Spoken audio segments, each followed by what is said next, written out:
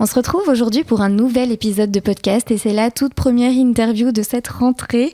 Et pour cette interview, je suis très heureuse d'accueillir Stéphanie Berger, fondatrice de l'agence Coup de Cœur, une agence de rencontres mais aussi de coaching individuel pour les couples et pour les personnes célibataires. Stéphanie qui est passée par l'Académie 100K et je trouvais que c'était une très chouette mission qu'elle se donnait avec son agence. Donc j'avais envie de lui donner la parole dans le podcast. Salut Stéphanie. Salut Alexandre. Ça va ? Mais oui, super.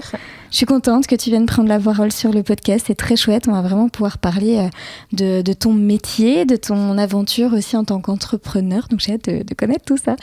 Pour les auditeurs qui nous écoutent, qui ne te connaissent pas, est-ce que tu pourrais te présenter rapidement, s'il te plaît ? Mais oui, merci à toi de ton invitation. Moi, je m'appelle Stéphanie Berger, donc je suis la fondatrice de l'agence Coup de Cœur, qui est essentiellement une agence de rencontres. En fait, j'accompagne des personnes seules, célibataires, veuves ou divorcées, dans leur quête d'amour, à partir du moment où ces personnes sont véritablement dans une recherche de relations stable et durable. Voilà. Ok, on cherche du sérieux. Exactement. Et puis, globalement, les personnes qui font appel à moi sont aussi des personnes qui ont envie de prendre du recul par rapport aux applications et aux sites de rencontres traditionnels, comme on peut les connaître. Voilà. Ok. Clairement, il y a des recherches, on le voit, on l'entend. Alors, j'ai jamais trop utilisé ce genre de choses, enfin jamais du tout même. Mais on sent de ce qu'on entend qu'en général, on trouve peu de personnes qui sont en recherche d'une relation sérieuse, justement. Alors, il y a des gens qui recherchent des relations sérieuses sur les sites, bien sûr, mais c'est vrai qu'il y a des études très sérieuses qui ont été faites qui mettent en avant le fait que 60% des profils sur les applications de rencontres ne sont pas authentiques. Ah ouais. Alors, ça peut aller d'une petite amélioration, je m'enlève 2-3 ans, ou je mets une photo qui n'est pas tout à fait récente, jusqu'à du faux profil complet. Et aujourd'hui, quelqu'un qui est en recherche sérieuse se lasse très rapidement de ça. Voilà, et puis il y a aussi une notion de confidentialité que parfois on a envie de préserver. Oui, on n'a pas envie que notre banquier c'est ça. nous voit sur une appli de rencontre, typiquement. Ou ton banquier, et si tu le voyais toi sur une appli de rencontre, ce serait gênant. Ou son patron, pour ceux qui sont salariés. Non mais c'est clair, je comprends tout à fait, ouais.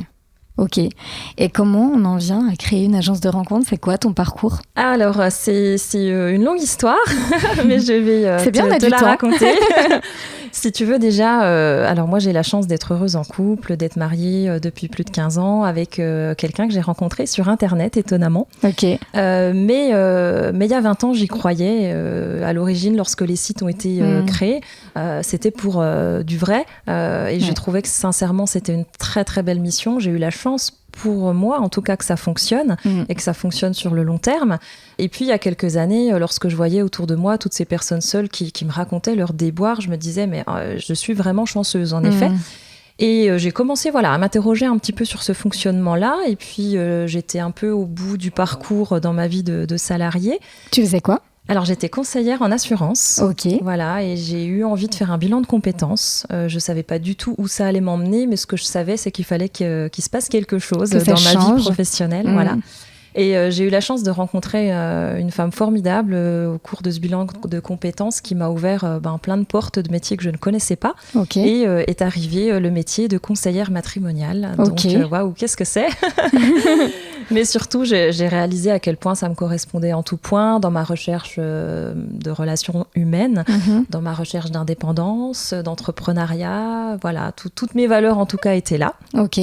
Donc, je m'y suis penchée un peu plus et j'ai décidé de démissionner de mon métier de conseillère en assurance pour partir dans un premier temps en tant que salariée dans une agence matrimoniale. Dans ce domaine-là, ok. Voilà, pour être sûre, parce que j'avais besoin aussi de faire mes armes, d'être sûre de moi, d'être sûre que ce que je découvrais du métier était bien la réalité. Correspondait. Voilà, et puis quand on a 40 ans, qu'on a 2 enfants, tout ça, on plaque pas tout comme ça pour créer une boîte. Enfin, en tout cas, je me sentais pas légitime à ce moment-là.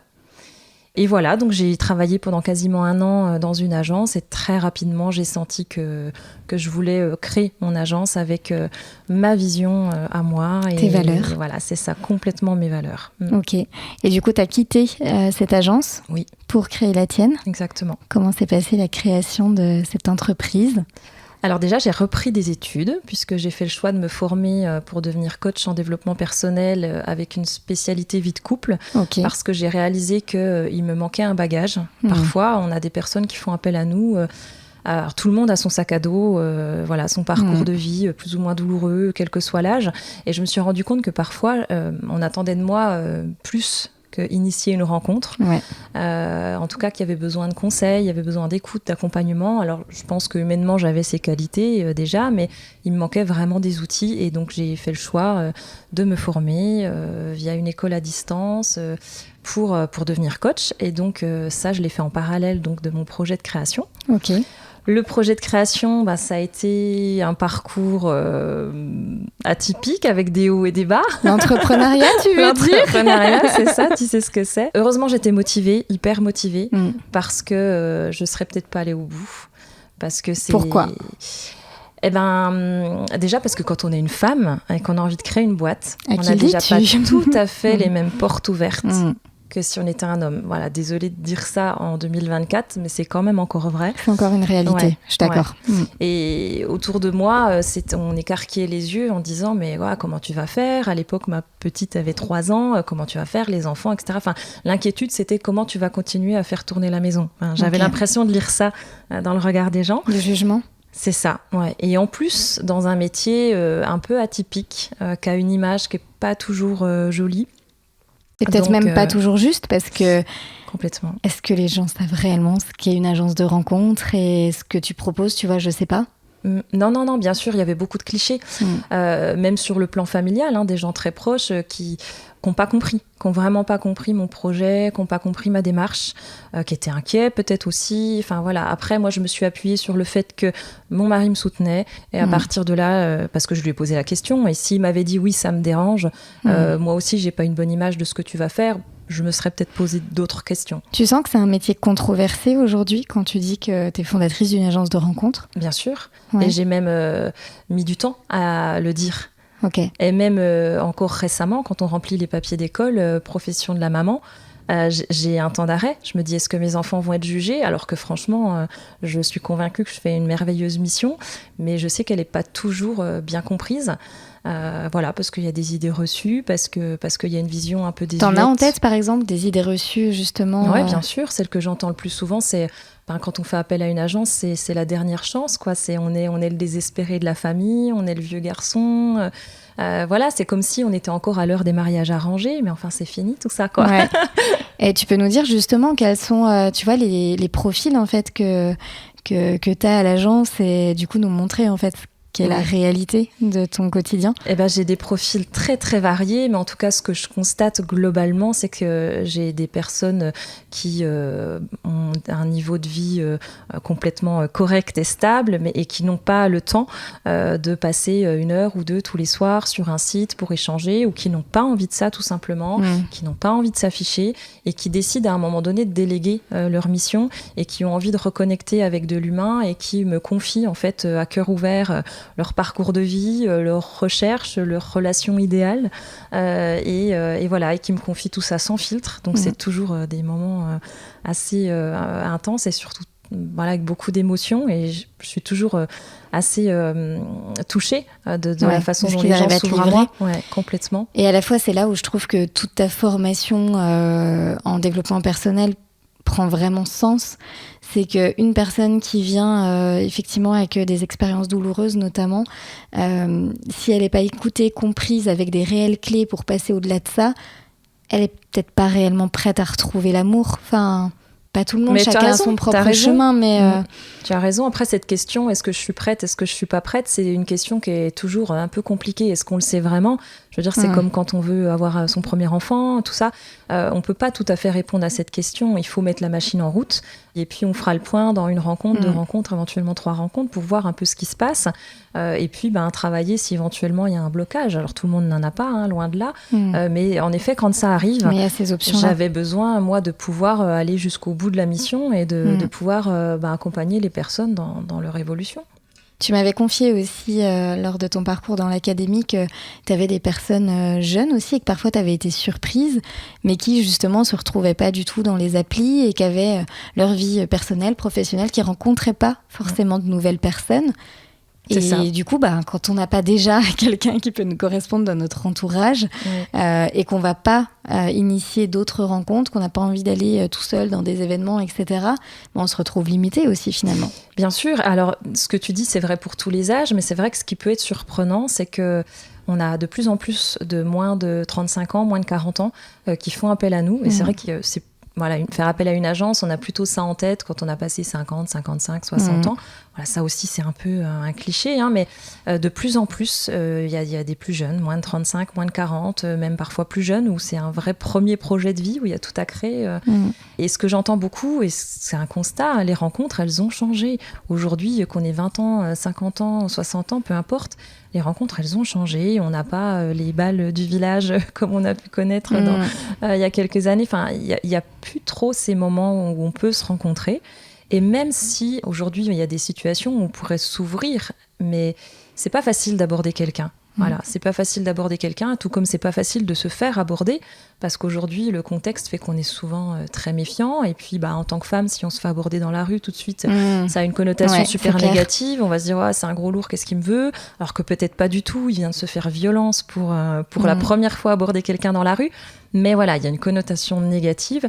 Et puis, il y a eu plein de choses. Il y a eu des MeToo, il y a eu des mouvements forts qui se sont passés. Et j'entends souvent des hommes me dire, je ne m'autorise plus à faire un compliment à une collègue ou à une amie, ou parce que on ne sait pas comment ça peut être perçu, et c'est souvent des hommes très bien qui me disent ça, et qui du coup auraient parfois des possibilités de contact et peut-être n'osent pas. Enfin, des hommes ou des femmes d'ailleurs, et ça c'est vraiment vrai pour tous les âges, quoi.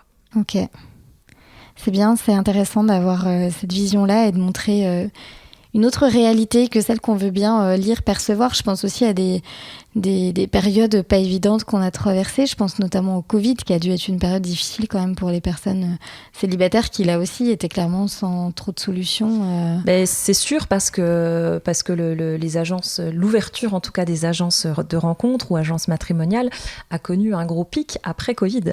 Surprenant. Donc il y a eu des prises de conscience, il y en a eu dans tous les domaines. Il y a des gens qui ont changé totalement leur vie professionnelle ou dans plein de domaines. Mais c'est sûr que les personnes seules là en ont souffert encore plus. Moi, je pense qu'on n'est pas fait pour être seul. Je suis totalement convaincue. L'agence Coup de Cœur a combien de temps aujourd'hui ? On entre dans la 3e année. Ok. Et du coup, qu'en est-il justement de cette vision qu'ont les personnes et je pense notamment aussi à la famille, tu vois, au bout de 3 ans. Qu'est-ce qu'ils en disent ? Est-ce qu'il y a des changements de vision ? Comment tu perçois ça ? Très sincèrement, je parle très peu du travail. C'est une façon de t'en protéger aussi, finalement. Voilà. Étant donné qu'au départ, il n'y a pas toujours eu... alors, le soutien, je n'attendais pas forcément le soutien, mais il n'y a pas toujours eu la compréhension. Du coup, moi, je me suis habituée à me préserver aussi. J'en parle avec les gens qui comprennent le concept. Et puis voilà. Et puis après, de plus en plus, ça se passe bien. Ça se passe bien, mais j'ai appris aussi à pas forcément trop parler de l'agence. Ok. Et tu as des clients qui viennent... à l'agence et qu'on cette méfiance quand même encore aussi et des clichés comme tu peux le dire tout à l'heure. Oui, évidemment.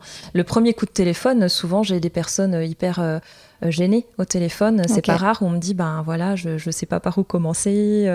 Ça fait plusieurs fois que je vois votre numéro, votre pub, etc. Et j'attendais, je sais pas par où commencer. Enfin, les personnes sont souvent intimidées parce que c'est pas facile d'entreprendre cette démarche-là. Parce que là, pour le coup, on n'est pas derrière son écran d'ordinateur. On est face à un être humain et il y a la peur du jugement, la peur de plein de choses qui peut être là. J'ai l'impression dans tout ce que tu dis quand même qu'il y a encore beaucoup d'éducation finalement à faire auprès de tout le monde par rapport à ce métier. Bien sûr. À ce beau métier. Tellement d'idées reçues. Les agences, ça existe depuis... La première agence a été créée en 1830, donc c'est quand même pas tout frais. Ouais. Ok. Mais à l'époque, c'est des choses qui ont évolué, mais le mot matrimonial, déjà, il est un peu lourd. Ça veut dire mariage. tout le monde ne cherche pas ça aujourd'hui. Moi, c'est pour ça que j'ai préféré utiliser plutôt le mot agence de rencontre. Enfin, techniquement, on fait le même job, mais aujourd'hui, la notion de mariage... C'est pas parce qu'on présente une personne que tu es obligé de passer la bague au doigt tout de suite. Exactement, moi, je publie pas les bancs tout de suite. Je suis ravie quand c'est le cas, mais il y a vraiment aucune obligation par rapport à ça. Non, il y a quelque chose de lourd par rapport au mot agence matrimoniale. Et puis, il y a plein de clichés aussi, vraiment, où, à l'époque, on mettait un peu vraiment la personne un peu désespérée de la famille. Et puis, plus on avait une dot importante, plus on avait des chances de trouver l'élu de son cœur. Et à l'époque, les directeurs d'agences matrimoniales se payaient, entre guillemets, avec un pourcentage de la dot de la famille. Enfin, voilà, c'est une belle histoire. Quand on commence à regarder de loin, c'est assez étonnant. Mais ça a énormément évolué, heureusement. Moi, je pense que l'agence Coup de Cœur, je l'ai encore plus modernisée. Et donc, ça n'a plus rien à voir avec ce qu'on peut peut-être imaginer si on pousse pas la porte, quoi. Ouais, ok. Tu disais tout à l'heure que justement, il n'y avait pas énormément de soutien, mais quand on développe une entreprise, on sait que c'est extrêmement challengeant, qu'on vit beaucoup d'imprévus, beaucoup de difficultés. Qu'est-ce qui te fait tenir finalement ? Je sais que tu as le soutien de ton mari du coup, mais au-delà de ça, qu'est-ce qui te fait tenir ? Franchement, plein de choses, parce que déjà la satisfaction des adhérents, les messages de soutien, d'encouragement, de remerciement, enfin voilà, tout ça, c'est une belle mission. Et puis je me suis aussi beaucoup entourée. Au départ, pas trop, et puis petit à petit, en avançant, j'ai compris que c'était pas une honte de se faire entourer, tout comme les gens font appel à moi, et en fait, mais moi aussi, c'est la même démarche dans un autre domaine. Ouais. Exactement, donc j'ai été accompagnée au moment de la création, CCI, BGE, enfin toutes ces structures-là. Et puis j'ai découvert l'Académie Sanka. Voilà, je t'ai rencontré un jour lors d'une réunion à Besançon. Et c'était toutes des choses peut-être que je savais déjà, bien sûr, mais je m'appliquais pas forcément. Et ça m'a permis, je pense, ce parcours au sein de l'Académie, de gagner dans ma posture, vraiment. Enfin, en tout cas, pour moi, ça a vraiment été ça. Tu vois, ce que je te disais, pas oser parler de mon métier, quand ton banquier te demande qu'est-ce que tu fais dans la vie, ou quand un professionnel de santé chez qui t'emmènes tes enfants, etc., te demande mais c'est quoi votre métier ? Et franchement, je savais pas quoi dire parce que j'en étais presque gênée. J'ai affirmé ma posture et aujourd'hui, je suis super fière de ce que je fais et je sais ce que je fais. Il faut prendre conscience de cette belle mission aussi, et que je dis tout le temps, si tu n'oses pas le faire, d'autres le feront à ta place. Et c'est exactement ça. Et il faut assumer nos ambitions. En tant que femme, on a le droit d'avoir des ambitions, on a le droit d'assumer nos ambitions. Et en plus, quand c'est pour des belles missions comme ça, sans déconner. Tout à fait, je suis d'accord. Puis pour les enfants, je trouve aussi que c'est... toi qui es aussi maman de 2 enfants, je trouve que c'est un beau partage aussi de leur montrer qu'on est capable de faire ce chemin-là aussi. T'as une fille, lui montrer qu'en tant que femme, on a le droit de prendre cette place aussi. Exactement. Mais on a toujours besoin d'être rassuré. Voilà, on vient de passer la rentrée scolaire. En les emmenant le matin, je dis mais qu'est-ce que vous allez écrire sur profession de la maman, quoi ? Ou qu'est-ce que vous allez dire à la maîtresse quand elle te dira tiens, elle fait quoi ta maman ? Et en fait, eux, ils me répondent vraiment avec une légèreté, une spontanéité où vraiment ils se demandent même pourquoi. Pourquoi tu je leur pose la question, maman ? Évidemment, maman, elle aide les gens à trouver des amoureux, quoi. Voilà. Et en fait, voilà, ça me fait toujours plaisir de voir à quel point eux, ça les complexe pas du tout. Et puis heureusement.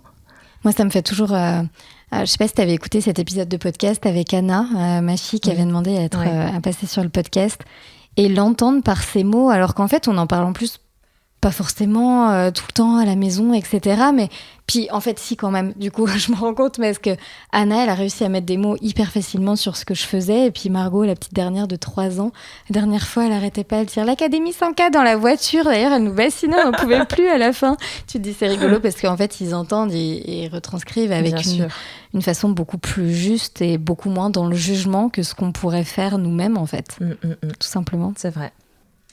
C'est quoi l'avenir pour l'agence Coup de Cœur ? Plein de belles années, plein de couples, plein d'amoureux. Je crois que tu as eu déjà des très très beaux couples formés dans l'agence. Et là où vraiment où ça me remplit de joie, c'est que la majorité de ces couples nous gardent dans un coin de leur tête et c'est pas rare du tout que je reçoive une photo, une carte postale. Et à chaque fois, je pense que la personne en m'envoyant cette photo n'imagine même pas le bien que ça me fait, la gratitude. Voilà, pour moi, ça c'est ma récompense à chaque fois qu'il y a un T'as changé leur vie, c'est eux surtout qui ont eu l'audace. Oui, d'accord, mais toi aussi, disons que moi j'ai initié la bonne rencontre au bon moment, mais ouais. En tout cas, je leur dis toujours souvent, ils me disent c'est grâce à toi ou c'est...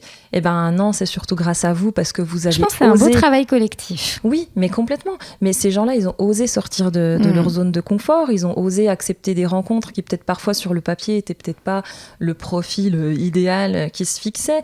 Ils ont osé se donner cette chance-là. Et donc, c'est porteur. Et si toi, t'étais pas sortie de ta zone de confort ? Ça aurait probablement jamais eu aussi ces belles rencontres, oui, tu vois. Ouais, c'est ça. C'est un cheminement positif, du coup. Mais... Ouais, et puis, alors, c'est peut-être un peu utopiste de dire ça, mais j'ai l'impression d'apporter ma petite touche de bonheur dans le quotidien, dans ce monde. Parce que je me dis que quelqu'un de plus épanoui dans son couple, dans son cœur, c'est aussi plein de rayonnement autour de lui, autour d'elle. Et voilà, donc c'est ma petite pierre à l'édifice. Qui peut faire appel à toi aujourd'hui et comment ? Alors, toutes les personnes seules qui n'ont pas envie de le rester. On accompagne des personnes de 25 à 78 ans aujourd'hui. Okay.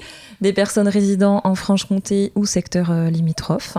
Okay. Voilà. Et puis, pour me contacter, 06 38 96 40 25. Je mettrai toutes les infos dans les notes du podcast.